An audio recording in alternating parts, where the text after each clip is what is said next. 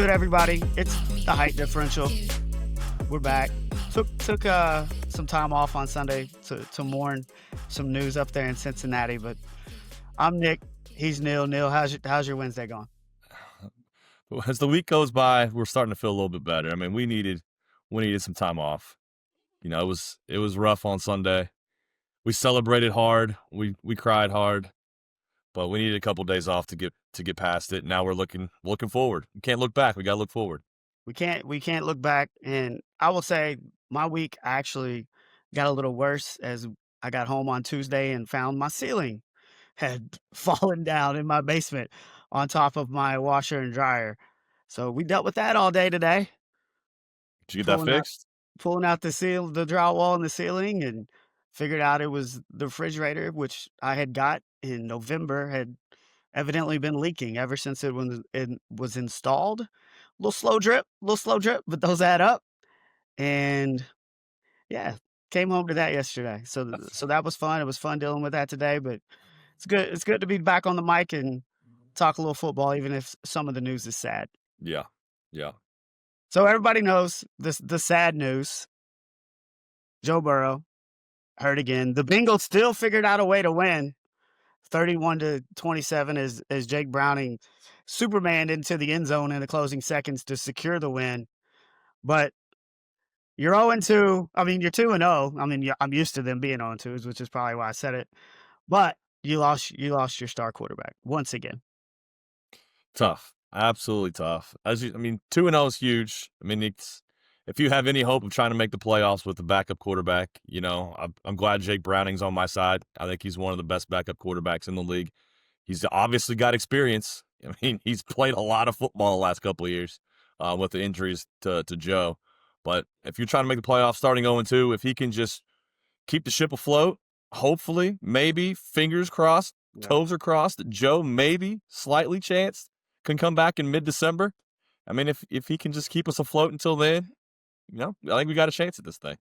Well, I think you gotta find more things to cross if you're hoping for Burrow to be back in. I mean, obviously, yeah, you're hoping for that, but I just they're 3 months. The best case scenario is he coming back with 3 games. I think it's gonna be tough for that to happen. And I'm trying not to talk myself into it because I don't want to get my hopes up once again. But yeah, I mean, the thing with Browning is, he kept them alive in the playoff hunt 2 years ago.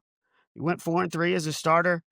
It was 21-32 for 241, 2 touchdowns. He did throw 3 picks, but he also had that rushing touchdown to win the game. He's proven that he can win games in this league, but I mean, anytime you drop Joe Burrow was everybody's MVP candidate on all the betting apps. He was getting more money than anybody else, and now for the third time in 6 years, and all 3 different injuries, and 2 of these injuries, the wrist injury 2 years ago, and now this turf toe, are really injuries that we haven't seen before at the quarterback spot. Yeah, I mean, you hear turf toe, and you're like, oh, he's out for, what, a couple games? I mean, I've never heard, it's very, very rare that you have a surgery on a turf toe. So it sucks, but you're right. It's been different injuries each time.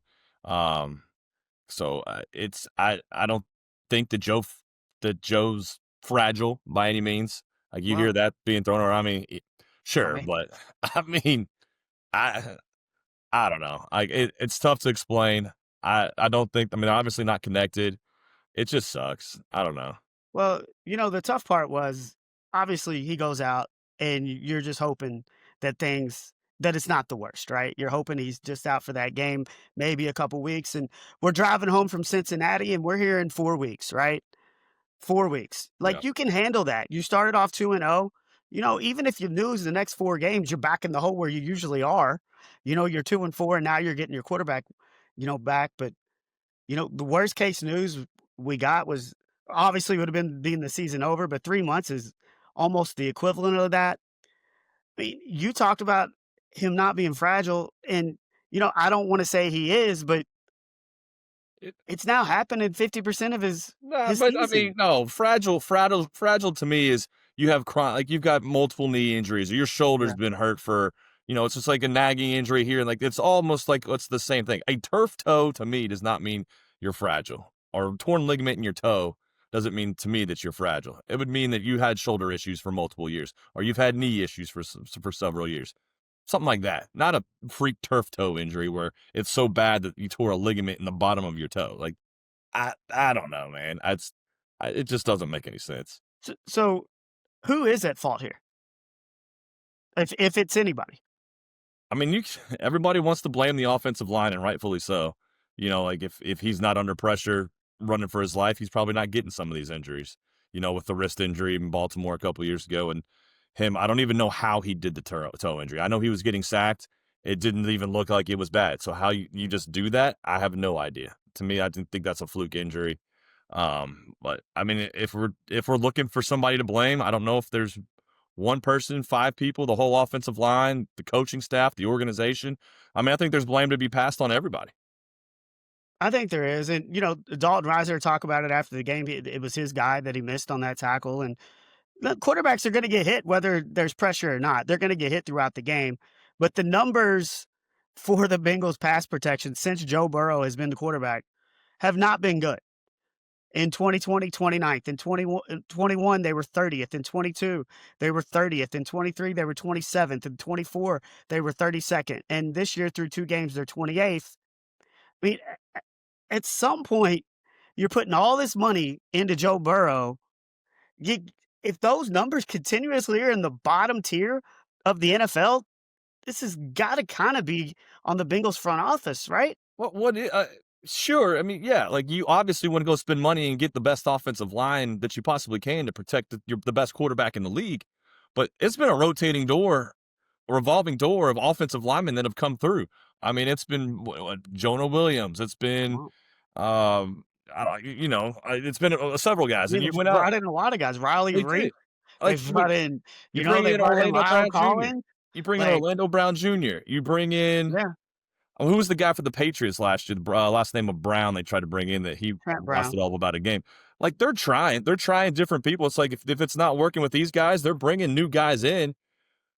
Is it these guys don't have talent? I know Cody Ford does not have talent. That guy's Well, just he's terrible. not starting. He He's started your backup too when you need many depth. games. He started too many games for my liking, and I watched his performance on Sunday, and he just whiffs on about everybody. But you bring in this revolving door of offensive linemen, you're trying new things. Is it the coaching? Is it the offensive line Well, coach? I mean, I know we've switched I those a I time mean, or two. Like what? this is the Scott Peters is the third offensive line coach we've had in Hey, Burrow's tenure. uh, is I it mean, talent evaluation? Like I don't understand it. you look at the Bengals starting offensive line in the Super Bowl, and it's Jonah Williams, Quentin Spain, Trey Hopkins, Hakeem Adeniji, and Isaiah Prince. Okay, I think after that game, Jonah Williams is the only one that has started consistently, and several of those guys were out of the league completely. the next year. And and they still figured out a way to get to the Super Bowl because you've got Joe Burrow under center. I mean, they Yeah, beat the Titans in Nashville when he got sacked 9 times. yeah, And after that season, they realized their offensive line was not very good. So hmm they went out and got Alex Kappa. They yep. went out and got Ted Karras. Got to take care. So they were making moves. And And Orlando Brown Jr. came in that well, same year or the year after. that was the year after. Yep. And you draft Amarius Mims last year, which looks to be like he's going to be a really good player and hopefully a really good player for a long time. And you re-sign Ted Karras. But my issue is at the guard spot. Like you knew with the Alex Kappa was the worst rated guard in the NFL last year, and they released him as they should have. Yep. But then you make no moves in free agency regarding the guard spot. Yep. Yeah, you bring in Lucas Patrick. Yeah, you bring in Dalton Risner. But both of those guys are scrap heap guys. And then Dylan Fairchild has been actually really good, but it's a little risky to rely on a third round draft pick that's never played in the NFL to just go in and immediately protect your biggest investment. No, no, they absolutely failed in free agency, trying to pick up, a quality piece on the offensive line, especially a guard. When you're paying Joe Burrow the money that he's paying, you don't want to see him on the sidelines with injuries. So I don't know if this will be another way. I don't know if it'll ever be a wake up call to the front office that, hey, something needs to change. You can't just be. I know you're trying to change in and out offensive linemen when things aren't working, but you got to bring in guys like you said that are just more than journeyman scrap players that nobody really wants. I mean, there's a reason that Reisner didn't have a job Right. 2 weeks ago. And everybody's acting like he's the savior when he's just got signed a week before the season starts. I think it was And just and exciting that we had somebody different, but well, yeah, you're right. no, and depth pieces are important. You've got to have depth at that position because injuries are going to happen. But I mean, and look, here's another thing. Like you can't just put it all on the front office because they did everything that Joe Burrow asked them to do. Hmm. And what all these media outlets said were is going to be impossible.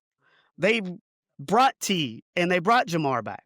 They got Trey, you know, not an extension, but they gave him a raise. They brought Jasecki back. Everything that Joe Burrow asked the front office to do, they did. Should they maybe not listen to Joe Burrow and not re-sign T and spend that money on a guard instead? Absolutely not. The right move was to re-sign T. I mean, the offensive line has been absolute crap for the last would we say Well, then five, you six got to years? But fix it at some point. you went to a Super Bowl with a really bad offensive line. That's You went not a to an reason to keep AFC doing that. championship. You went to an AFC championship game with a really bad offensive line, and your offense was ranked in the top of the league last year with Joe Burrow Yeah. leading in yards, touchdown passes. Jamar Chase is first, wins the Triple Crown. Like your offense was scoring 30, 40 points a game last year with a really bad offensive line. So it was possible for us to win with a bad offensive line, but then you risk Joe Burrow getting hurt. And Yeah, so and far he's been hurt 50% of the time. 50% of the time it's good. 50% of the time what's he's on the sideline, which is too much. 50% is not good enough. It's too much. I And agree.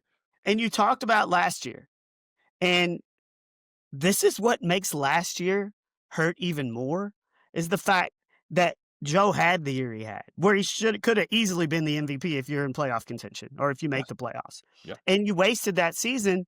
And when he's missing all of these seasons because of injury, you don't have you can't just waste seasons where he's healthy and not make a run to win the Super Bowl.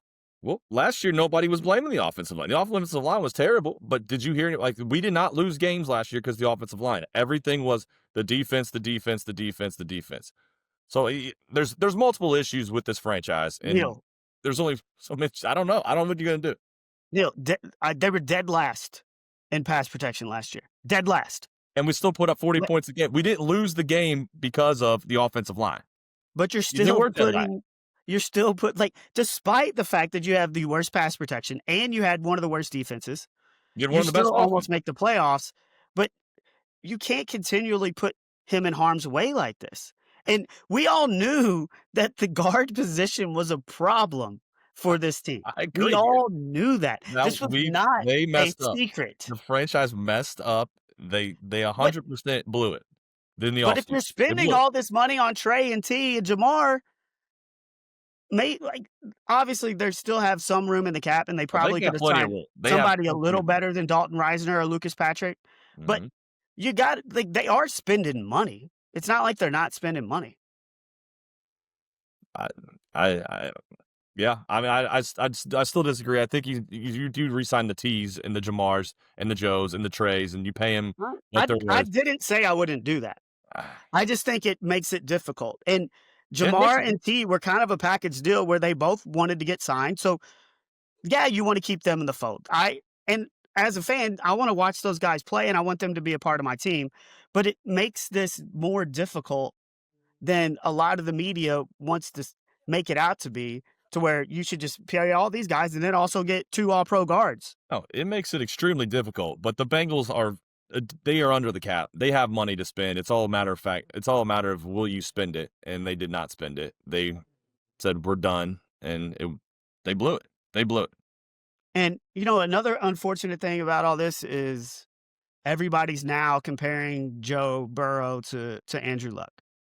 Get out of here. And I Get out of don't here. know if you saw the graphic on ESPN, but through 6 seasons, Joe Burrow's in his 6th season, and Andrew Luck had QB contact 828 times, Joe Burrow 634.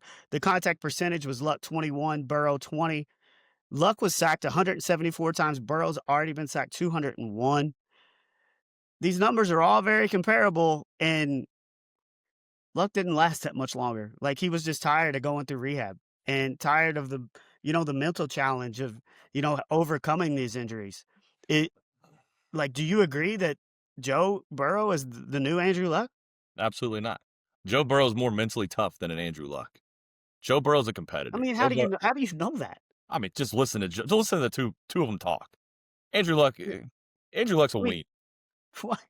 So that's your he's not him because Andrew Luck's a weenie. Yeah. No, like, Joe Burrow is not going out like this. Joe Burrow's not I quitting. I Like, don't think he's gonna quit either. you But like, what have you seen in the 6 years that makes you think that he's not a strong competitor that's gonna keep coming back and keep coming back and keep coming back? I absolutely think that he's a tough competitor, and I absolutely think he's gonna come back from this, but I mean, at some point, the mental grind having to continuously rehab a different injury could get to you mentally. I mean, that's just life. I guess. I don't think that happens with Joe Burrow, but it could. So, I mean, all the talk going into the season was you gotta start better, right? You can't be 0-2. They finally won their first week 2 game last week, in Zach Taylor's tenure. But as we sit right now, 2-0 with Jake Browning for the foreseeable future, would you rather be 0-2 without Burrow or 0-2 with Burrow moving forward? Ooh. Uh, yeah. I'll take man, that's tough. I don't know. I don't know if there's a right answer to that. There I has mean, you got obviously, there you you gotta come up with I something. don't know. Uh, I would probably take the 0-2 with Joe Burrow because we've come back from 0-2 before. Um, They also have it. I know, but I would still take my guy. I'm still riding with Joe Burrow, but 2-0 with Jake Browning. I have faith in Jake Browning. So I would still rather have Joe Burrow out there leading my team at 0-2 because I think he can bring you back from that and go on a huge win streak like we did. What was that 2-3 years ago when we won what? The Super Bowl, yeah. Yeah, like we won a million games there then like in a row. Give me the Joe Burrow 0-2 compared to Jake Browning 2-0, but that's not a knock on Jake Browning. That's just what I think of Joe Burrow. I think Jake Right. Browning can definitely be a quality player, still lead us to a playoff. No question. Well, I mean, I think Jake Browning is in the top 32 quarterbacks in the NFL. I think he's an NFL starting quarterback. I think he proved that 2 years ago. I think he proved that on Sunday. But if you're asking me to pick between 2-0 with Jake Browning or 0-2 with Joe Burrow, I mean, it's I'm not this isn't tough. I like Like, to. with Joe Burrow, you can win a Super Bowl. And even at 2-0, like last year, they get in the playoffs, nobody wants to play them. Even with What's that defense, even with that offensive line, nobody wants to play them because you got Joe Burrow under center. what's to say And, we don't make the playoffs and Joe Burrow comes back? well, I mean, that's a possibility. Like I said at the beginning, I'm not putting that in my mindset because I don't I don't think it's gonna happen. I hope it does. But, I mean, even if he comes back with I mean, he's not coming back with 3 games left. That's best case scenario. If you are in a playoff hunt, if you are in a playoff spot, let's just Yeah, say the Bengals are let's see what would that be? 14 games into the season. The Bengals are sitting there at 8-6. yeah. You don't think that Joe Burrow would you don't want him to come back? 100% I would. Yeah. But I'm not just gonna let myself, like, allow myself right now to think that that's gonna happen because I don't think it's gonna happen from everything I've read. Like, 3 months is the best case scenario, and that means him coming back, like, with hardly any practice, just coming in cold and immediately trying to get your team in the playoffs and make a run. And and hopefully at that point, Jake Browning's playing well.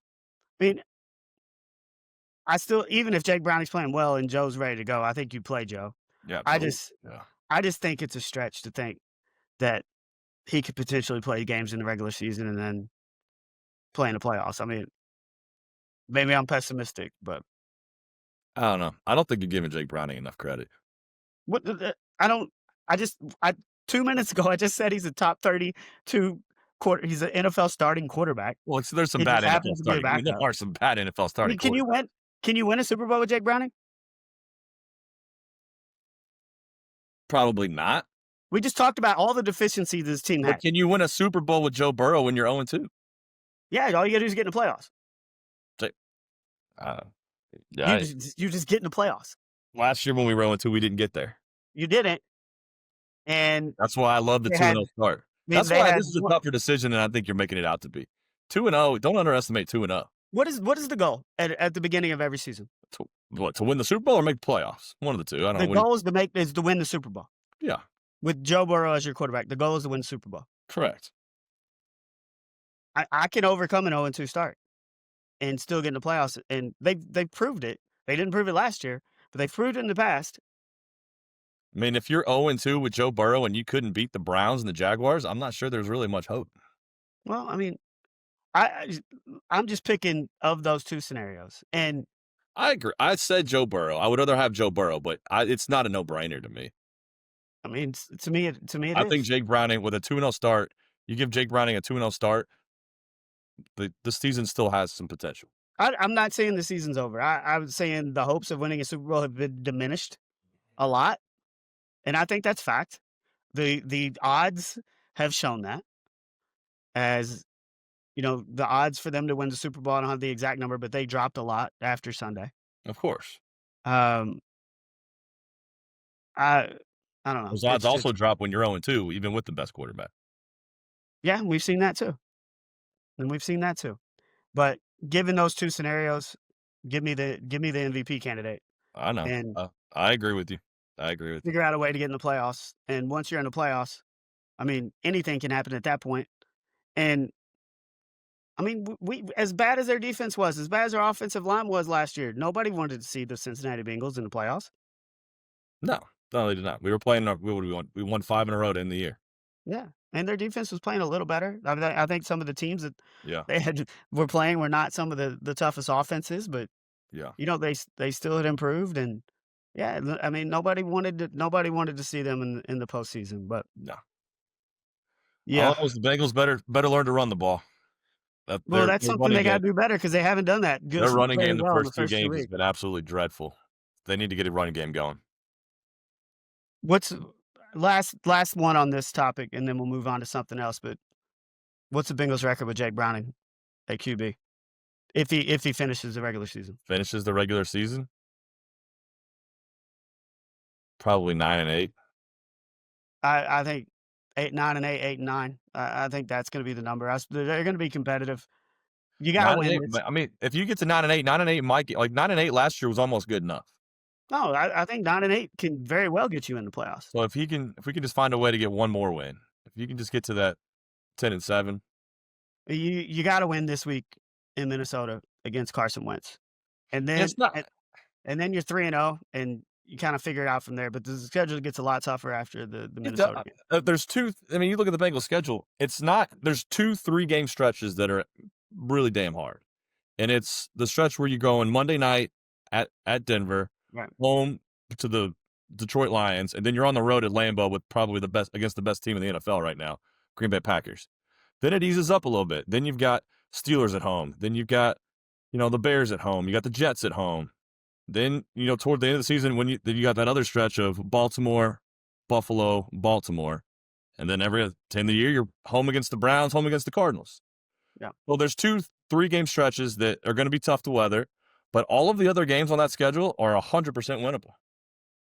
No, I agree, and I think winning on Sunday at Minnesota really kind of sets you up to where when you go into that 3-game stretch, you've kind of got some leeway. You And do.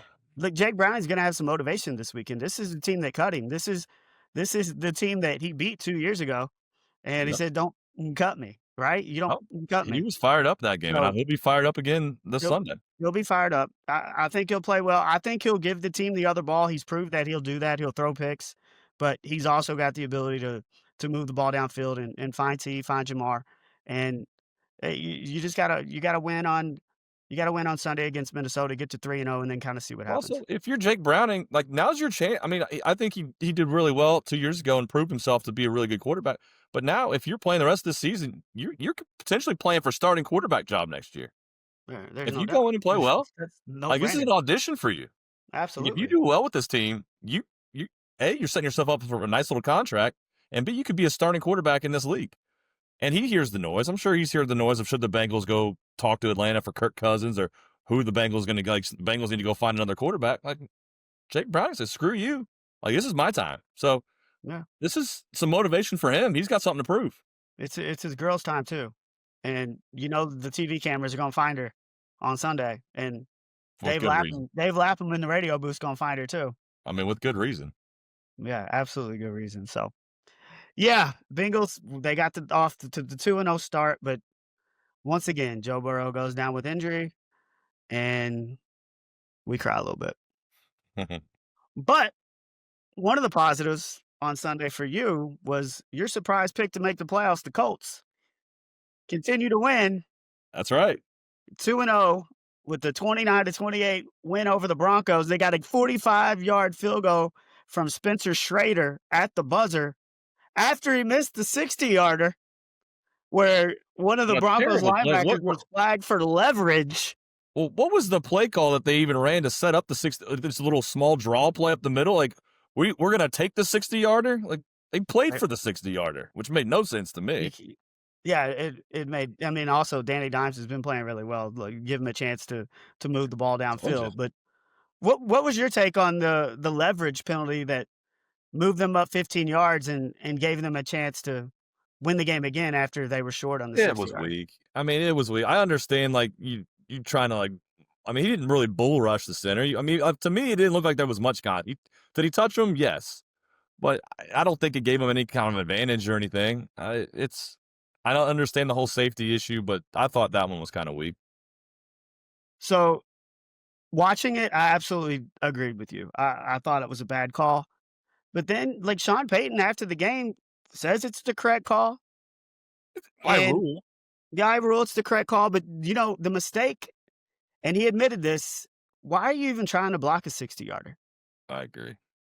Like, why are you even putting yourself in that position? Now, I mean, the chances of them making a 60-yarder are I mean, I feel like kickers are making more of them every Yeah, year, right?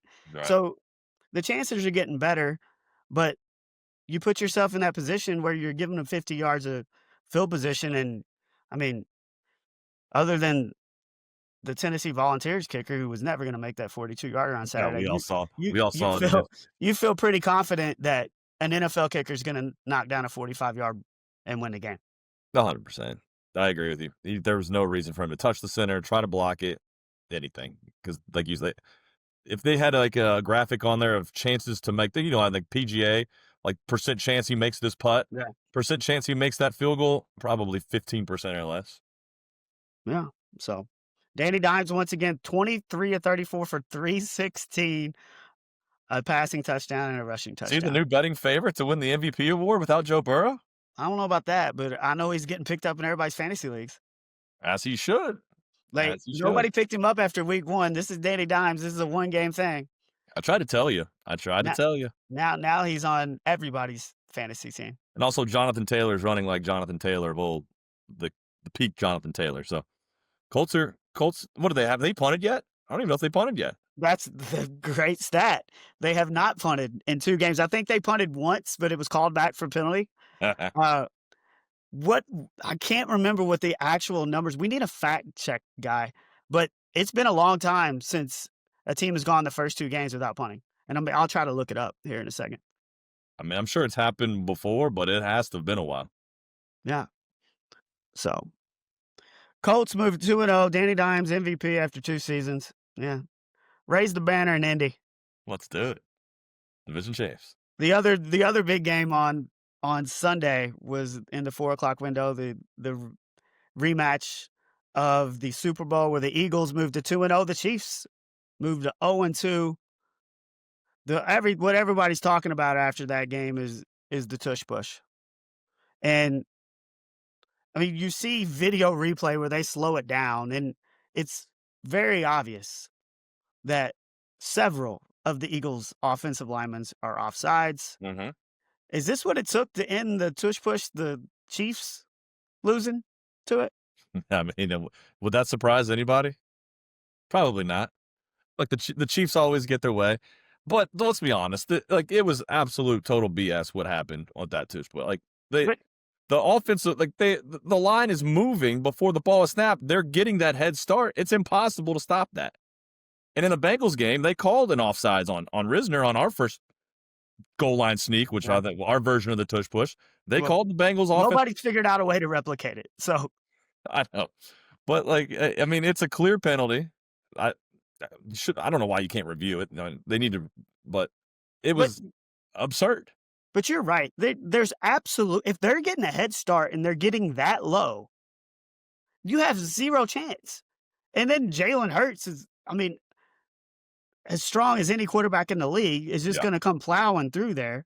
And you got that's to why it's been as successful as it has. well, you But also have one of the strongest running backs in the league pushing him as well. yeah, I mean, but do you see what Dean Blandino, do you see what he said, like, during the game? I did not know. So, he's obviously Fox's rules analyst, Yeah, comes in when they're having any kinda, review to kinda give his 2 cents. But during the game, on the broadcast, this is Dean Blandino, "I am done with the tush push, guys. It's just a hard play to officiate." He then went on to say, "It's 50-50 that the tush push survives into next season." I mean they just voted on it. They're just gonna bring it back to a vote again. Well, they did vote on it. I think it was 2 teams short of, Yeah, it being eliminated. 22 of the 32 teams voted to ban it. I think 2 yeah. more, needed to vote to ban it in order for it to be banned. I just said banned 47 times in 2 seconds. Uh, but yeah, But I why? mean, Have you seen what other team does a tush push? Like, nobody can do it. so then why wouldn't all other 31 teams say ban it? I We're like, I they're think not doing it. So the why? Chargers, I think, tried to do it, But like, and come on. it looked like Yeah, a that's what I'm saying. Like, reject if you're the version other of the tush 31 push. teams, if you're the other 31 teams that aren't even doing this play, why don't you just say ban it? Doesn't And it's affect you. I mean, it's not a football play. This is rugby. It is rugby. It's absolutely rugby. And if somebody invented a play in basketball where there was a certain situation where it was you were unable to stop it, which I can't really think of a comparison, but if this happened in another sport, I don't think you would allow it to continue to happen, would you? No, I would I would assume not. No. So, I don't I know. just It's I don't just and it understand that if you're like this if you're the New England Patriots or the San Diego or the LA Chargers and you say, "No, don't ban it."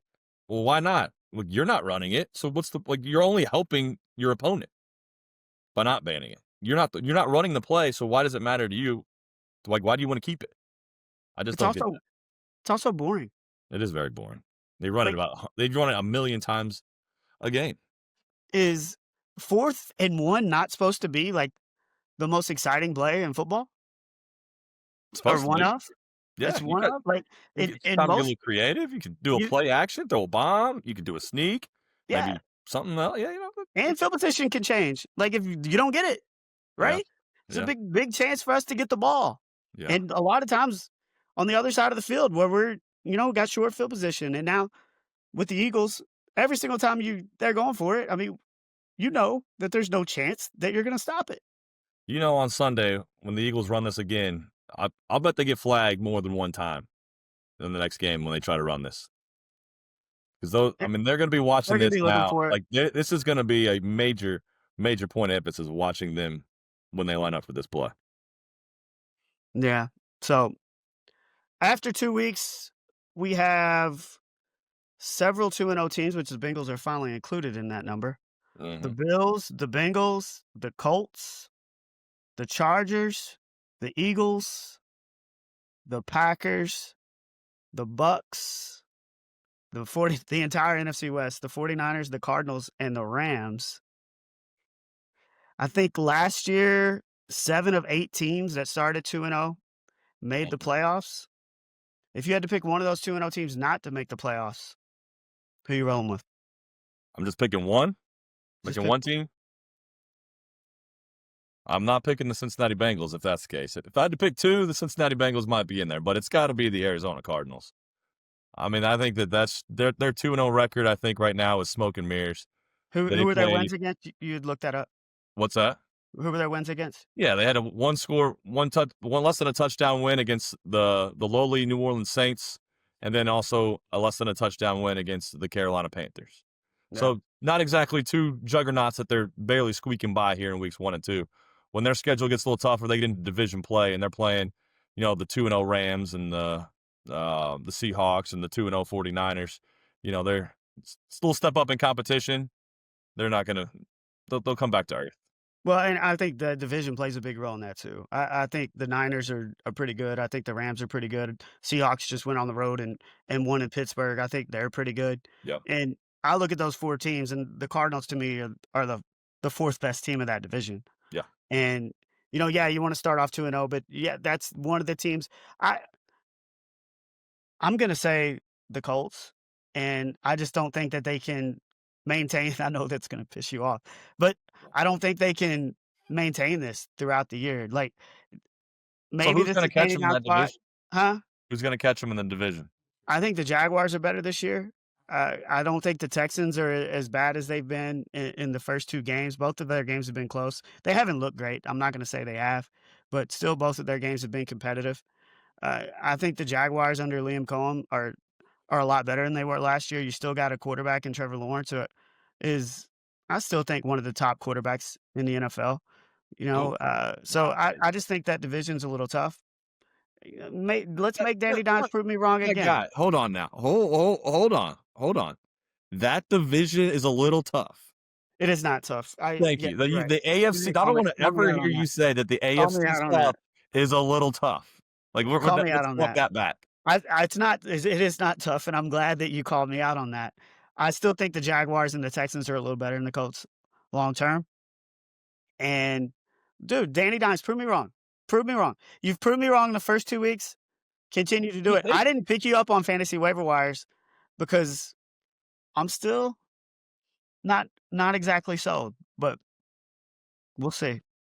I mean, they beat a pretty good team, the Denver Broncos. I know it took a penalty to It get took him a over the little hump, but miracle. but that's a pretty good team that they just beat on Sunday. I know, and I the Denver has great defense, and that's why everybody's so high on them. I want to see Bo Nix in year 2. See what he's going to look like. Is he going to have a little sophomore slump? I'm not as high on the Broncos as a lot of people because of that. Their defense is going to keep them in games. But I mean, Cortland Sutton hasn't done much in the first 2 games. He's been I know that because he's on pretty much all of my fantasy teams. Uh, so I mean, and also this is a hard exercise. Like a lot of these 2-0 teams are good, and they're like the Bills. I'm not going to pick the Bills not to make the playoffs. No. And I think the obvious pick for a lot of people would be the Bengals because Joe Burrow's down. But I still think that, like I said, I think Browning's a starting quarterback in the NFL, and I still think they can make the playoffs. No, I agree with that. On the other side, flip the coin. The 0-2 teams, Yeah. the Jets, the Dolphins, the Browns, the Texans, the Oof. Titans, the Chiefs, the Giants, the Bears, the Saints, the Panthers. Those are your 0-2 teams. I got a number for you. Post 2020 expansion, when they expanded the playoffs to 7 teams on each side, Yeah. the success rate for 0-2 teams has been 38 out of 43 have missed the postseason. So 5 teams since 2020 have started 0-2 and made the postseason. We talked about this a little beforehand. Who's going to be your 0-2 team to make the playoffs? Can you pick somebody besides the Chiefs? I mean, no. No. You named a lot of really, really bad teams on that list right there, that 0-2 list. I mean, I think the obvious answer is the Chiefs. I don't think they're going to win their division. I think the Chargers, I mean, I picked the Broncos preseason, but the Chargers just look like they're head and shoulders Yeah. above everybody right now after 2 weeks. I think the Chiefs can still get a wild card, especially with Joe Burrow being hurt. That kind of brings the Bengals down a little bit. But it's the Chiefs. Mahomes is still a winner. They still have talent. They can get Rashee Rice back here in 3-4 more weeks. If Yeah. Worthy can get back healthy. I mean, they lost a 10-point game to the defending Super Bowl champions.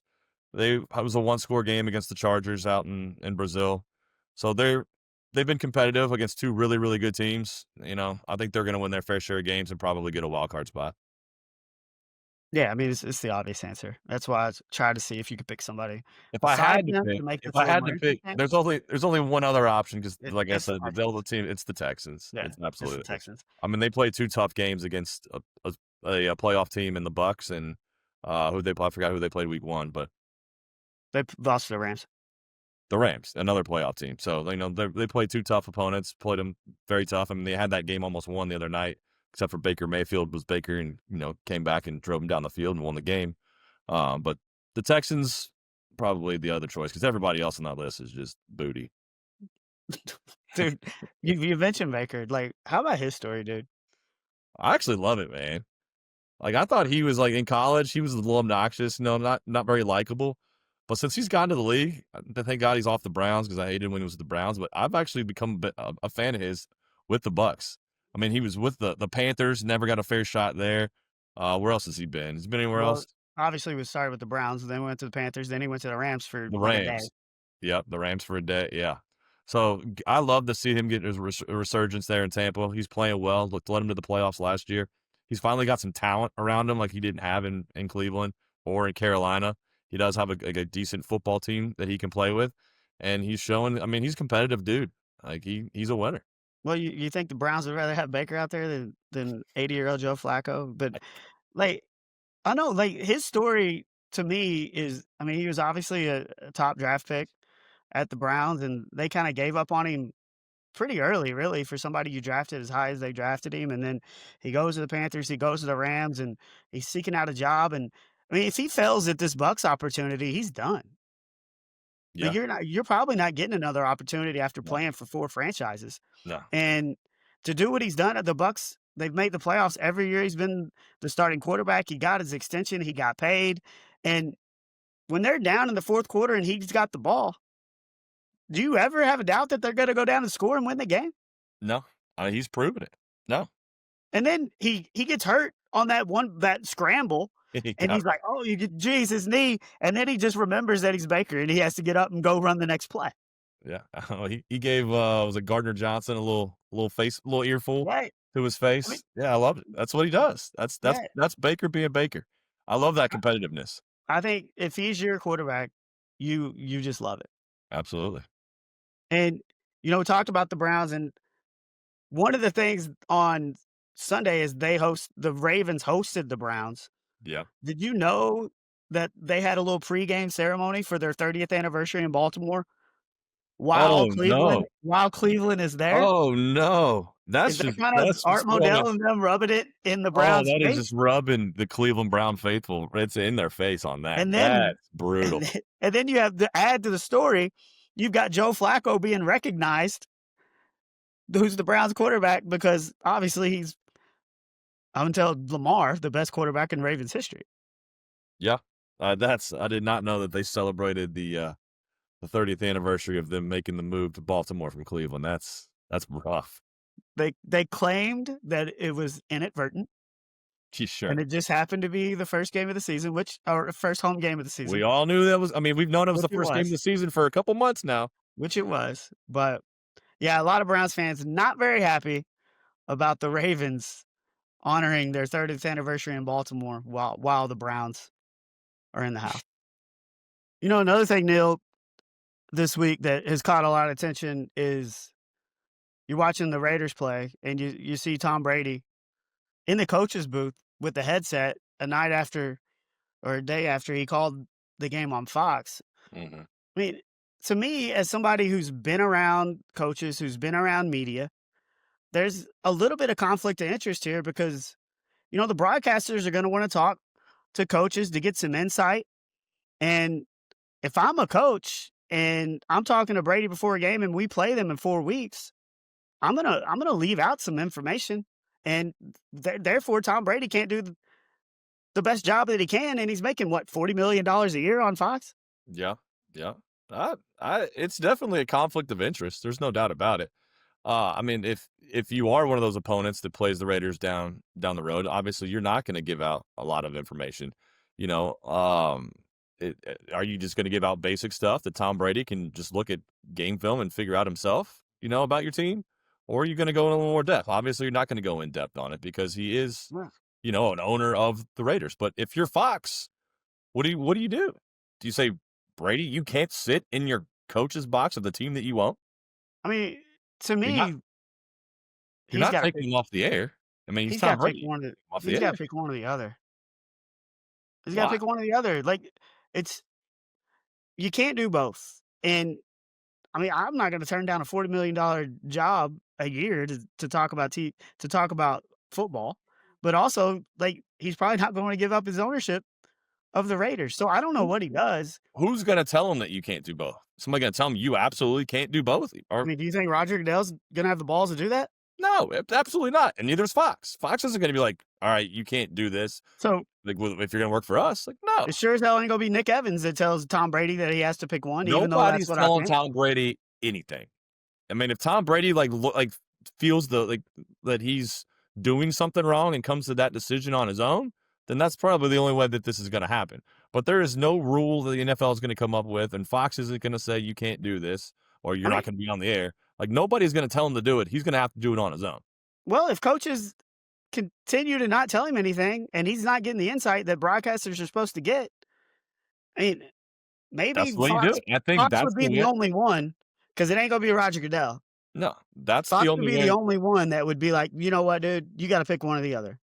Yeah. The And only the only way that you're going to get him out of the only way that you're going to get him to pick one or the other is, as you said, coaches don't talk to him or coaches don't give him yeah, much information, and he ends up sucking at his job on Fox.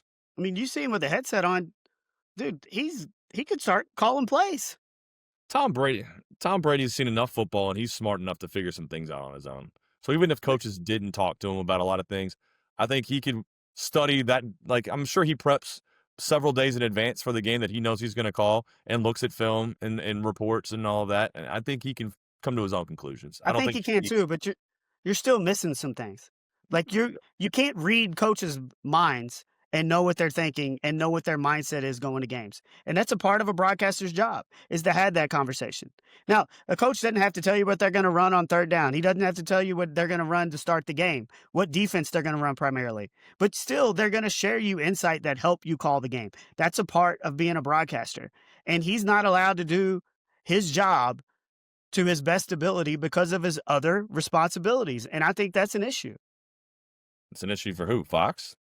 Yeah, it's an issue for Fox, especially when they're paying him as much as they are. And you don't think you think people are going to stop watching Fox because Tom Brady is not doing the job to his best of his abilities?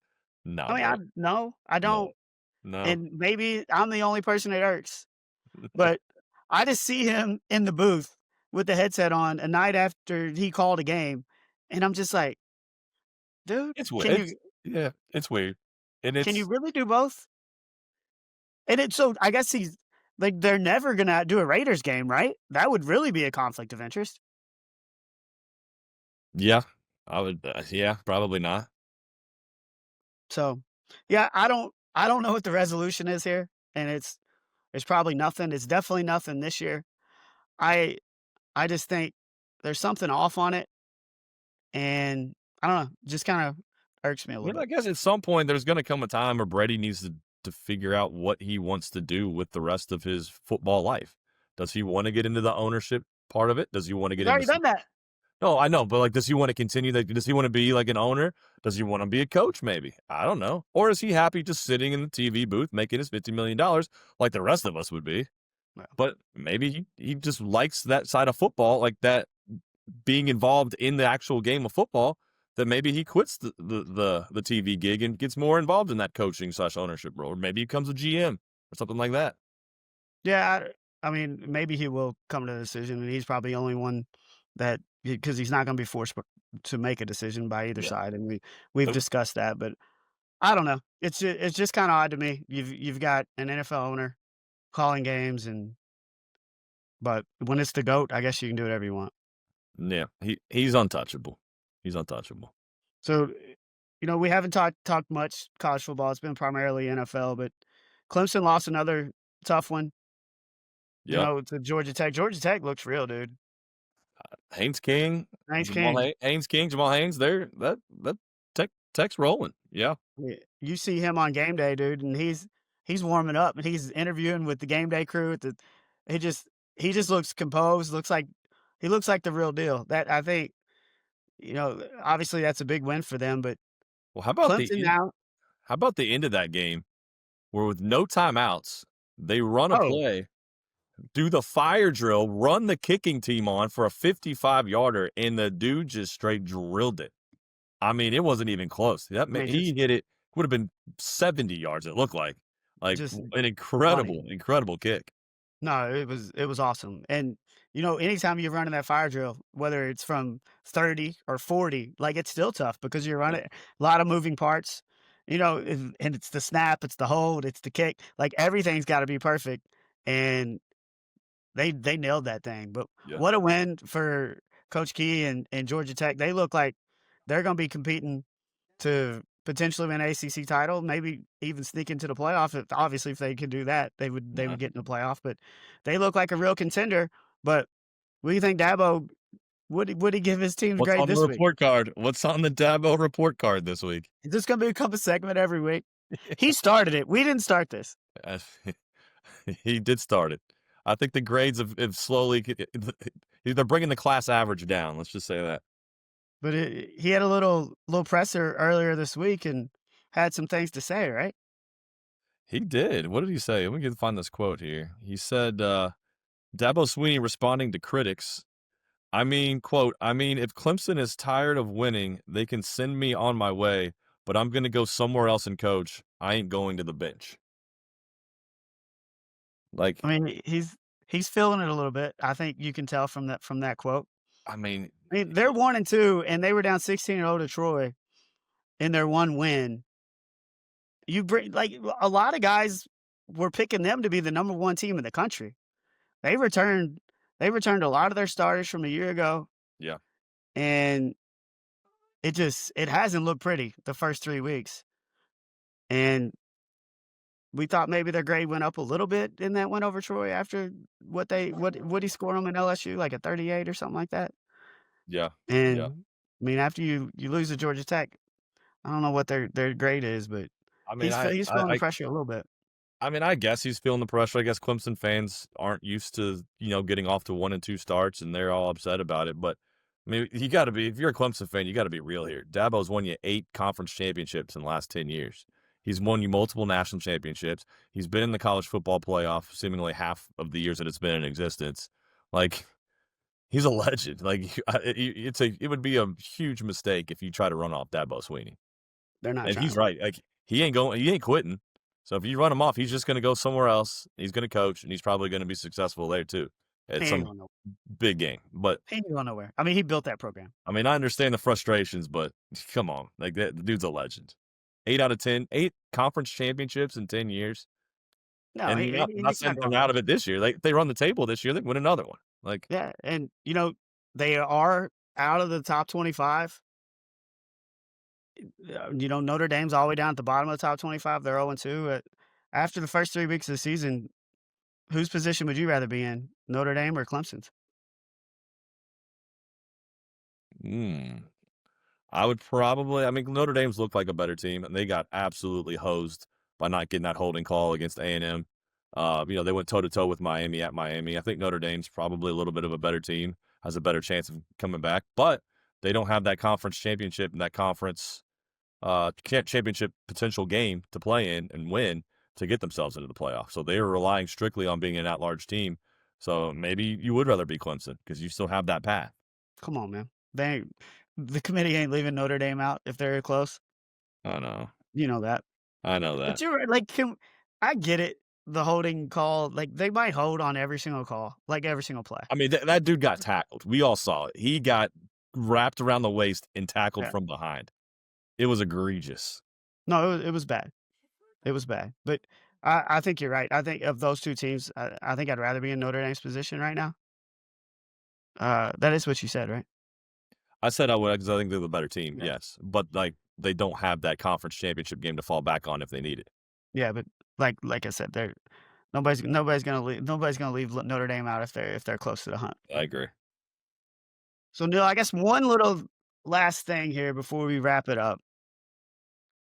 A couple weeks ago, one of our I don't remember what episode it was, but we were talking at the beginning of college football season, how Yeah. we were already hadn't even started the NFL yet, how we were already annoyed at these third down announcers every single time there's a third down, whether it's NFL, whether it's college, no matter where it is, they all sound exactly the same with the third down Oh man.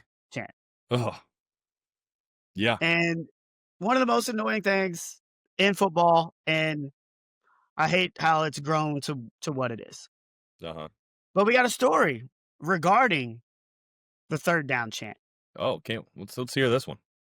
Dale Carter was I think the Chiefs have multiple PA guys, Okay. but he was the main guy that was responsible for what he called his iconic third down call. Oh, iconic. Iconic. So, Okay. I mean, everybody does it. I don't know how it can be iconic if everybody's doing the exact same thing, but he's been doing it. He's been the PA guy for the Chiefs since 2009. Uh huh. So, 16 years. Uh huh. And he's quoted by saying, "Last season, as we were heading to the playoffs, the people I worked for told me they were hearing from a high level that someone had heard another PA guy at another stadium really amp it up on third down, and they wanted me to experiment with different calls." He wasn't feeling that. Like it's iconic, it's his. I I mean, don't that's really know how these other people are making it different when they all sound exactly the same. But on at the beginning of September, they told Dale Carter that they wanted one of their other PA guys to do the third down call to shake things up. oh no. You wanna know what Dale Carter's response was? Oh no. What did old Dale do?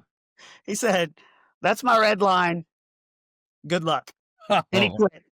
oh, out of all the things possible to quit over, the iconic third down call was it for him, huh? So, did Dale make the right call or not? Quitting his job After because he didn't wanna give up the third down chant. I mean, if that's the reason you're giving up your job, then did you really, really like your job to begin with? If that's the reason. I mean, you've been there for He had 60. other quotes talking about how much he enjoyed it and, like, this was his time to move on and do other things and spend time with family. Sure, I mean, but I it's one think that maybe if that's the reason he was already looking for a reason to get out, maybe dude, it you're not was. traveling with the team. Like, you maybe have 2 games, 3 at the most a month. Like, is that really keeping you away from your family? I, I don't know. I there's got to be something else because I mean, if you've been there for 16 years and you think that you're an icon and that the fans all love you and everything else, then why you leaving? Why you leaving? Because To me, he's butthurt a little bit, over something that nobody really even likes anyway. Now, are but we he the minority? Are we the we're not minority here? we are absolutely not the minority. We might need a poll. We need to put a Might poll need a out there on the Facebook or somewhere. I want to know people's thoughts on the third down. Do people act? Maybe there are some fans that get fired up over some other dudes. What did he say? He amped them up a little more or it's something. just a little different. They were looking for something a little different. And look, Yeah. from our argument standpoint, yeah, we would love something a little different because they're all the same, but I don't believe that it actually is different. Well, to see that's my question is if old Dale, the old iconic Dale who started this whole third down, somebody else did something different. What did that sound like? Because to me, they all sound the same. I'd like to Well, know what somebody thought well, was different. I'd I like guess to hear. to I guess maybe I need to hear the two versions to figure it out. But we gonna have to pay a little attention next time the Chiefs got a home game. maybe they start beatboxing or something.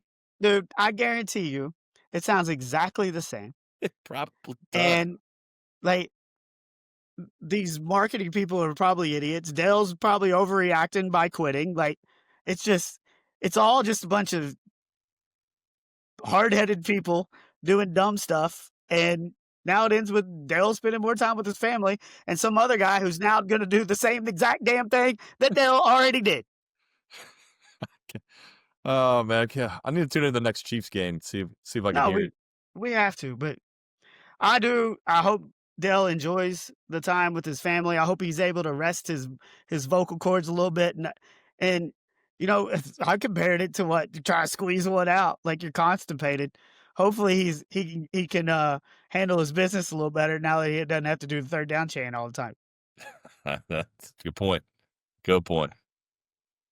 But yeah, dude, like it's funny. Like we just talked about this 2 weeks ago, and some dude is quitting because somebody else is taking over his job Over and wants something that to. nobody even likes anyway. Well, maybe some people like it. Marketing people obviously love it. The people that are overseeing the marketing of all college and Yeah. NFL teams, but don't count me into that No. mix. But I would like to see. Can we put a poll up this week? See if anybody responds. The two people that listen, see if they actually like the third yeah, down. that was going to be my concern with the poll is really 3-2. Is that really we want something out there where It's a five people majority. are voting in our poll? It's a small majority. I mean, I mean, they we did they get some feedback. Now we did get some feedback, in the comments on the burger debate. So maybe we'll get a little bit of feedback yeah. on this. Will we do a Sunday pod now that the NFL season is here? We're 0 for 2. Yeah, I feel good about this week. We are the Bengals are on the road. We still have to figure out where we're watching this game. If we're watching it at voted #1 sports basement bar in the city of Louisville, Tailgaters, or you could be watching it in my basement. Your basement doesn't have a ceiling right now, probably, so It's just a that laundry might be room. that one might be out a little bit. We'll The see one what it out advantage like in a couple days. the one advantage was it's only the laundry room, so I can just shut the door. It's now all cleaned up. We took care of that today. Okay, But that's good. But we got to figure yeah. that out. And I think we could probably pull off a pod this Sunday. All right. Well, let's see what we can do. Hopefully, we're talking to you again on Sunday night as we'll wrap up the college I football do and I do have one more. NFL I have weekend. one more Dude, one I'm more doing the thing. wrap up, and you're doing One one more. more. We're All bringing it right. back up. Not guess what tomorrow is? Do you What's know what tomorrow? tomorrow is? What's tomorrow? It's National Burger Day. All right. So I know So where you're going. anybody who wants to try the double cheeseburger from Dairy Queen, it's free with a $1 purchase. So go to your local Dairy Queens, try you the double cheeseburger. All you gotta do is spend $1, get your small Coke to go with it, and tell me what you think. Have you Or if already you like secured a McDonald's is bringing back 50-cent double cheeseburgers if you want to Have go you there. already secured a sponsorship? Yeah, me too. Well, if so DQ's free. DQ is free with the dollar purchase. We have McDonald's with a 50-cent double cheeseburger. Burger King, a free cheeseburger with a dollar purchase. Half price Western cheeseburgers at Hardee's. Sonic, buy one, get one free cheeseburger. So, it's whatever they like, whatever our fans like, everybody's got a deal. So go get your cheeseburger from your favorite burger place tomorrow. Look at you Mine's Dairy, bringing in some deep research for the pod. mine's Dairy Queen. You know Dude, I'll be there. dude, so, like, can you go to different DQs and get a bunch of them? Oh, yeah. So, Absolutely. Why just not? make sure there's no plastic in it. Mm, Just make sure you spend your dollar. yeah. Alright. Hopefully, we're talking to you on Sunday. Obviously, we'll wrap up college and NFL schedule. For Neil, I'm Nick. Thanks for listening to the Height Differential, powered by Grizzly.